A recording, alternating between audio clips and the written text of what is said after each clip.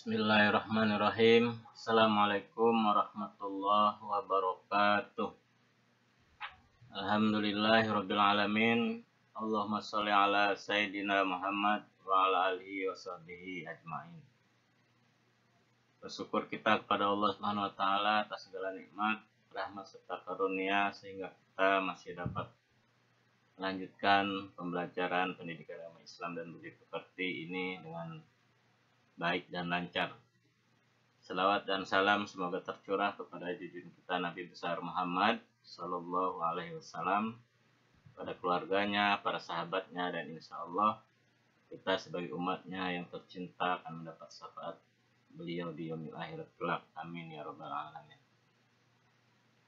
Anak-anak, Bapak yang Bapak sayangi, anak yang soleh dan solehah, tetap semangat dalam belajar. Semoga apa yang kita pelajari hari ini mendapat berkah, mendapat ridha serta manfaat yang besar. Anak-anak sekalian, apa kabar anak-anak? Alhamdulillah, luar biasa. Allahu Akbar. Kali ini pelajaran kita masih dalam pelajaran Aku Cinta Nabi dan Rasul.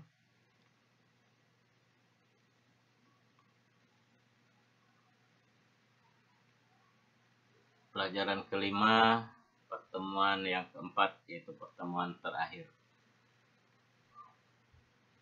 Sebelum melanjutkan pembelajaran, seperti biasa untuk mendapatkan berkah, ridho serta kelancaran, mari kita awali dengan doa sebelum belajar bersama-sama. Ikuti ya Bapak. Bismillahirrahmanirrahim. Rabbi zidni ilma warzuqni fahma. Amin. Terima kasih anak-anak. Selanjutnya perhatikan, simak materi berikut ini.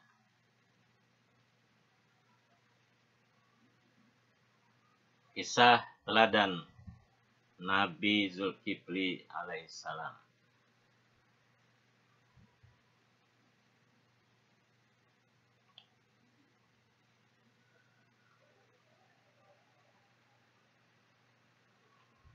Tujuan pembelajaran kita setelah menyimak, memperhatikan, dan belajar materi ini, kita pertama akan memahami kisah teladan dari Nabi Zulkifli alaihissalam. Yang kedua, mampu menceritakan kisah teladan Nabi Zulkifli alaihissalam.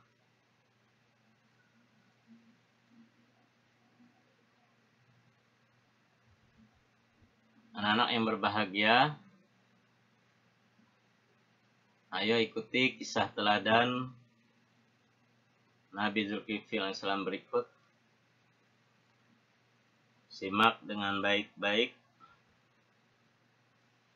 Zulkifli alaihissalam, nama aslinya adalah Bashar. Nama Zulkifli didapatkan ketika seorang raja bernama Ilyasa, Nabi Ilyasa, mengumpulkan rakyatnya.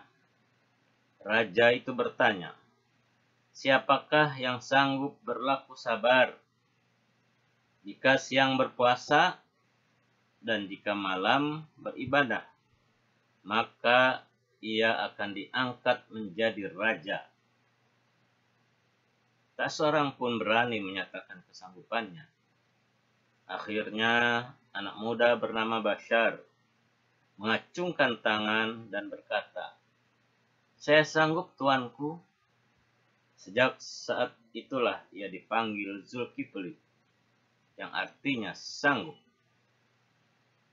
Nabi Zulkifli alaihissalam adalah putra dari Nabi Ayub alaihissalam. Seperti ayahnya, ia juga mempunyai sifat sabar dan teguh serta taat beribadah. Nabi Zulkifli alaihissalam kemudian diangkat menjadi raja.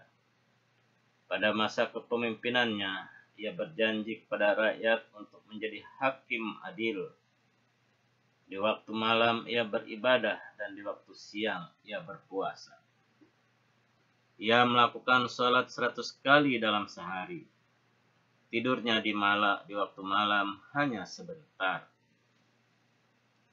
Pada suatu malam, ketika ia hendak tidur, ada seorang tamu yang mengganggunya.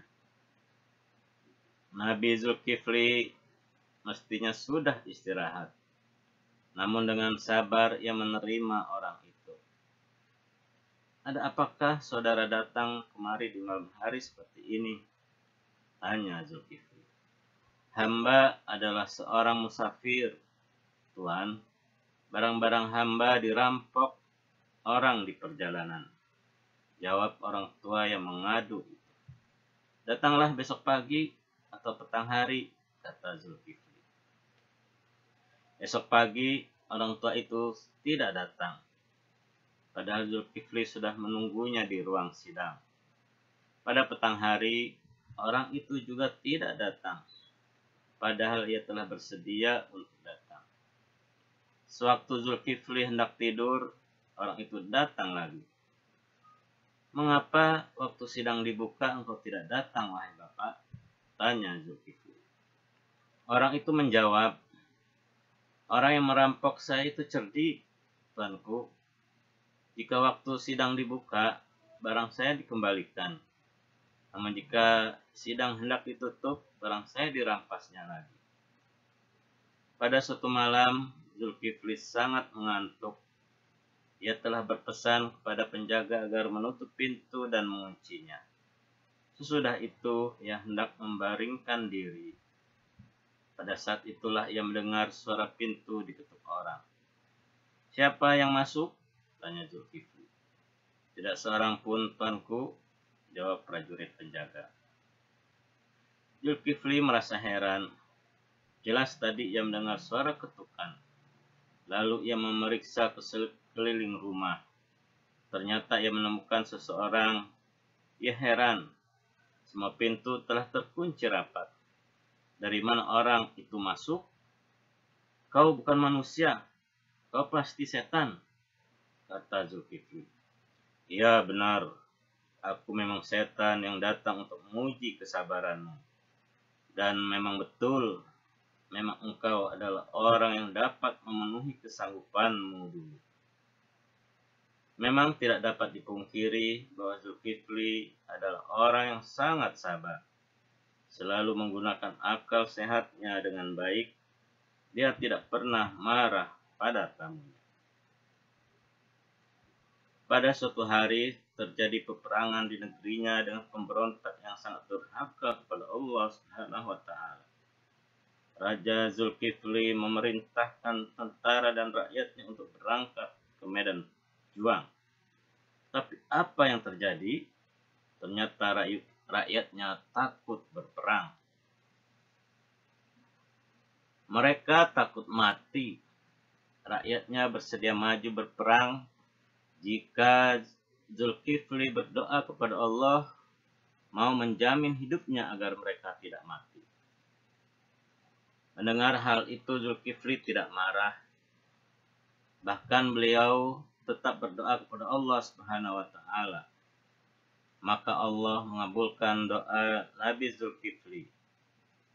Akhirnya dalam peperangan mereka memperoleh kemenangan. Dan tidak ada seorang pun yang mati di medan juang. Allah memasukkan Zulkifli dalam rahmatnya. Allah memujinya sebagai hamba yang sabar. Dan dia menyebutnya bersama Ismail dan Idris. Allah berfirman, yang artinya, dan ingatlah kisah Ismail, Idris, dan Zulkifli.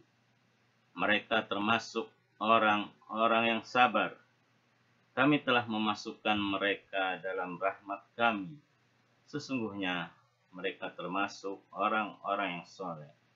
Quran Surat Al-Anbiya ayat 85 dan 86.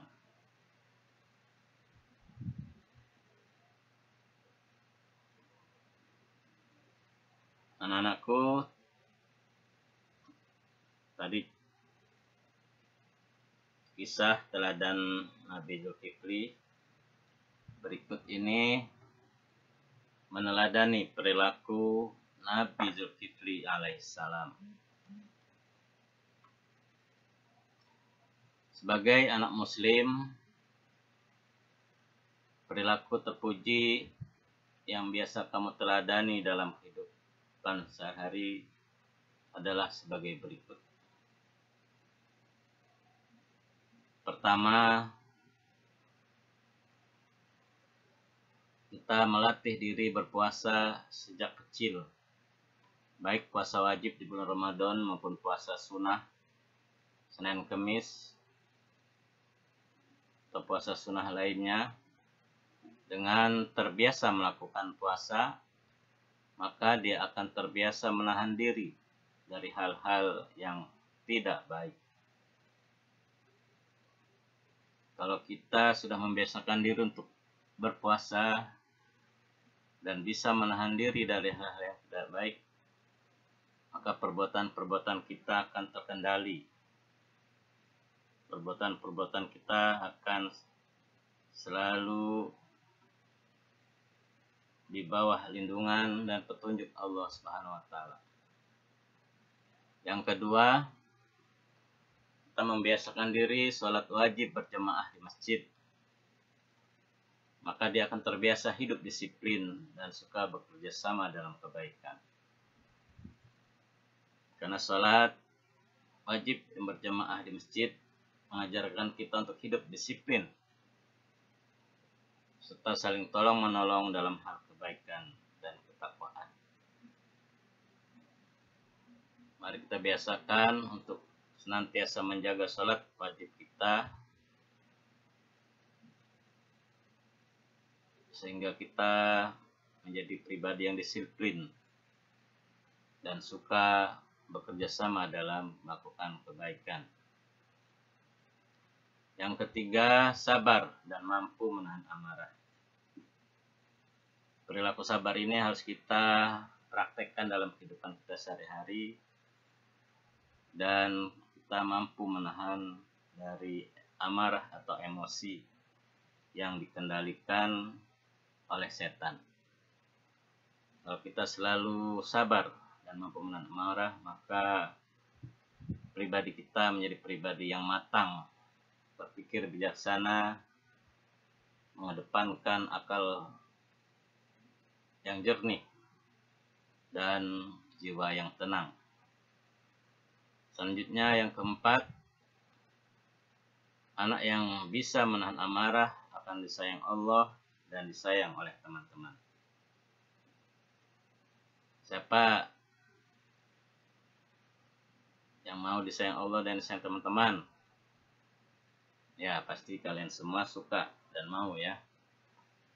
Maka terapkanlah perilaku terpuji dari Nabi Zulkifli ini dalam kehidupan kita sehari-hari.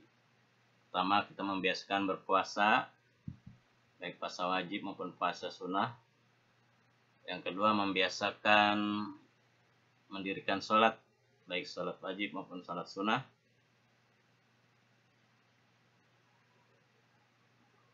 Yang ketiga, membiasakan sikap sabar dan menahan amarah, sehingga kita akan disayang Allah dan disayangi oleh orang tua, oleh guru dan teman-teman kita.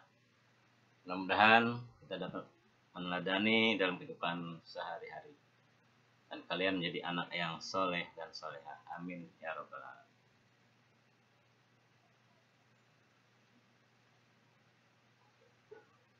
Nah, anak sekalian, sebelum kita akhiri, ada tugas mandiri 4 yang harus kalian kerjakan.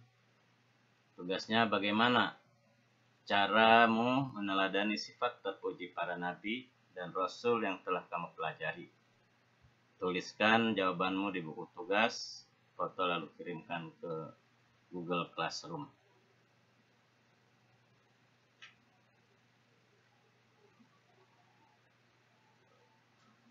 Demikianlah pembelajaran singkat yang dapat kita pelajari, mudah-mudahan bisa bermanfaat. Terima kasih, semoga bermanfaat.